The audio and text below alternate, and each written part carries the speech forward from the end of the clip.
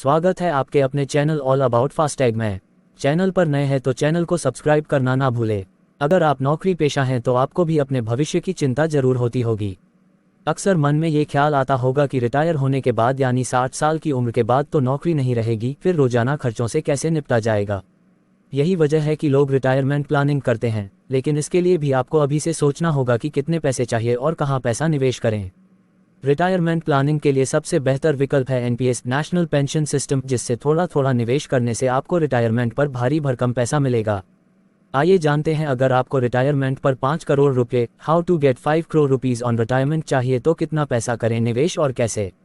सबसे पहले तो ये समझना जरूरी है कि यह फॉर्मूला उन युवाओं पर लागू होता है जिन्होंने अभी नौकरी की शुरुआत की ही है। मान लेते हैं आप रिटायरमेंट पर यानी 60 साल की उम्र में 5 करोड़ रुपए इकट्ठा करना चाहते हैं और 25 साल की उम्र से पहले पहले आपकी नौकरी लग चुकी है। अगर आप 25 साल की उम्र से अपनी सैलरी से हर रोज 442 रुपये बचाकर उसे एनपीएस में लगाना शुरू कर दे तो रिटायरमेंट पर आपके पास 5 करोड़ रुपए होंगे। अगर आप रोज 442 रुपये बचाते हैं तो इसका मतलब है कि आपको हर महीने करीब 13,260 रुपये जमा करने होंगे। 25 साल की उम्र से ही आप निवेश शुरू कर देंगे तो 60 साल की उम्र तक आप 35 सालों तक निवेश करेंगे। अगर आपने ये पैसे एनपीएस में लगाए हैं तो वहां पर आपको औसतन 10% का ब्याज मिल जाएगा। इस तरह कंपाउंडिंग इंटरेस्ट मिलते मिलते आपके पैसे 60 साल की उम्र में 5.12 करोड़ रुपए बन जाएंगे।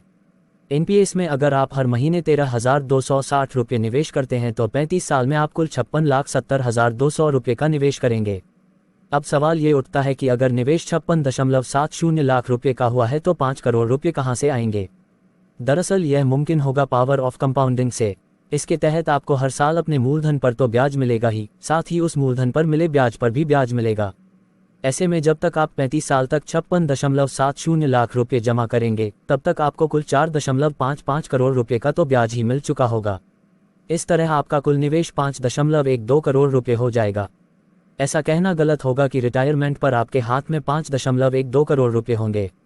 ऐसा इसलिए क्योंकि 60 साल बाद जब एनपीएस मैच्योर हो जाएगा तो आप सिर्फ 60% रकम ही निकाल सकते हैं, यानी आप करीब 3 करोड़ रुपये निकाल सकेंगे, जबकि बचे हुए करीब 2 करोड़ रुपये आपको किसी एन्युटी प्लान में लगाने होंगे।